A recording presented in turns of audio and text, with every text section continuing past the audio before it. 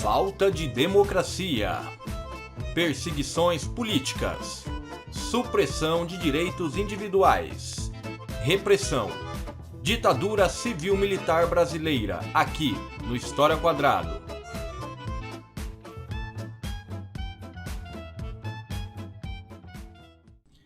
Bem-vindos ao canal História ao Quadrado, e este vídeo inicia uma série sobre a ditadura civil-militar brasileira que ocorre entre os anos de 1964, ano de sua implementação, até 1985, quando dar-se início ao processo de redemocratização brasileira. Então essa série de vídeo vai trabalhar os fatores fundamentais do período civil-militar brasileiro. E no vídeo de hoje a gente vai apontar as principais características deste regime. Primeiramente, ele é um regime onde os presidentes, todos eles, são ligados ao exército, portanto são governos militares, justamente vem daí o nome de ditadura civil-militar. Afinal, todos os presidentes eram militares, o que vai decorrer em muito da falta de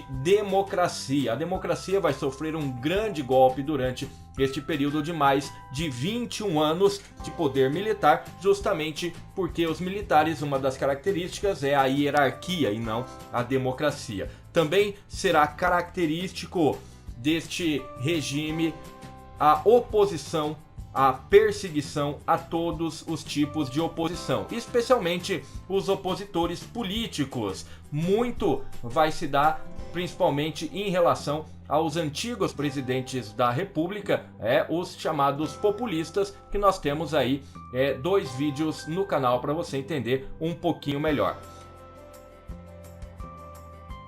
Também um período marcado pela supressão de direitos, especialmente os direitos individuais e os direitos de categoria, como direitos de classe, de sindicatos, mais especialmente os direitos individuais como manifestação, expressão e, logicamente, finalizando aqui com uma característica marcante do regime militar, que é a repressão, a utilização dos órgãos oficiais, especialmente dos órgãos de segurança pública, para reprimir manifestações contra o Estado brasileiro, contra o governo brasileiro, na verdade. Em que contexto que a ditadura civil militar tem o seu início, a sua implementação? Estamos em 1964, ainda no auge da chamada Guerra Fria, do mundo bipolar dividido entre duas áreas de influência dos Estados Unidos e da União Soviética, representando capitalismo e socialismo. O Brasil passa por uma grande crise econômica, mais uma vez, isso já é muito natural na nossa sociedade. No entanto, aí uma crise econômica que se agravava, gerando inclusive a intenção do atual presidente da República, o João Goulart, de instituir as reformas de base devido às grandes manifestações populares que estavam ocorrendo, especialmente do campesinato brasileiro. Reformas de base que nós temos especialmente reforma educacional, tributária, política e agrária. Ainda antes da implementação do governo militar, o governo João Goulart e também o governo anterior do Jânio Quadros instituiu uma política externa independente, ou seja, fora desta briga entre União Soviética e Estados Unidos. O Brasil resolveu colocar-se independentemente desta briga e ter relações amistosas com todas as nações, o que vai ser um desagrado especialmente aos Estados Unidos, o que vai gerar, logicamente, uma grande instabilidade política, e o João Goulart vai ficar em cima da corda bamba, tendo caído logo depois. E aí nós temos então a instituição da ditadura civil-militar. No entanto, é civil e é militar porque não conta apenas com os militares. Nós temos sim os militares, que são os executores e aqueles que ficam realmente marcados pela organização e pela execução do regime, mas nós temos também o apoio de grandes setores sociais, especialmente a alta burguesia, a burguesia financeira, a burguesia industrial e também a burguesia ruralista, aqueles que vão financiar a instituição da ditadura no Brasil justamente para defender os seus direitos capitalistas. Outro grupo importantíssimo na legitimação deste processo de instauração da ditadura serão os grupos conservadores, especialmente religiosos e também da classe média. Esse grupo que vai organizar uma das maiores manifestações anteriores ao golpe de 1964, chamado de a Marcha da Família com Deus pela Liberdade.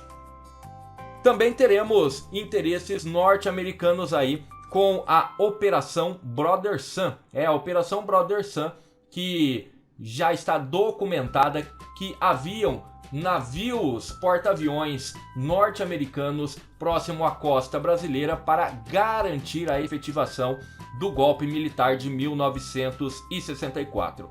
Principais objetivos do golpe militar de 1964 e a instituição da ditadura é manter e aproximar o alinhamento unilateral, o alinhamento extremamente fortalecido do Brasil com os Estados Unidos, abandonando as relações diplomáticas com todos os países considerados comunistas, com todos os países alinhados à União Soviética. Outro objetivo é um objetivo econômico de satisfazer o capital externo, ou seja, a presença dos mercados internacionais tendo que ser satisfeitas aí pelo novo governo brasileiro.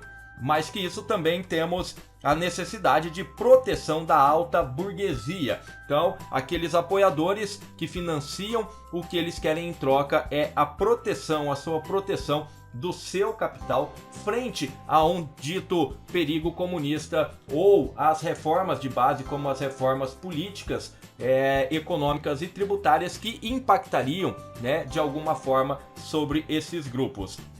Ou seja, precisariam frear as reformas de base, em que aumentaria os impostos dos grupos mais ricos e também criando inclusive a reforma agrária, limitando um pouco o problema das terras no Brasil. Ou seja, em suma, nós temos aí um discurso da eliminação de um perigo socialista, que eu vou fazer um balãozinho aqui, que era um perigo mais imaginário do que propriamente real. Então, características gerais da ditadura civil-militar brasileira, e nós vamos ver a partir agora dos próximos vídeos. Fique ligado às questões econômicas, sociais, às oposições e também tudo o que se refere a este período de 21 anos.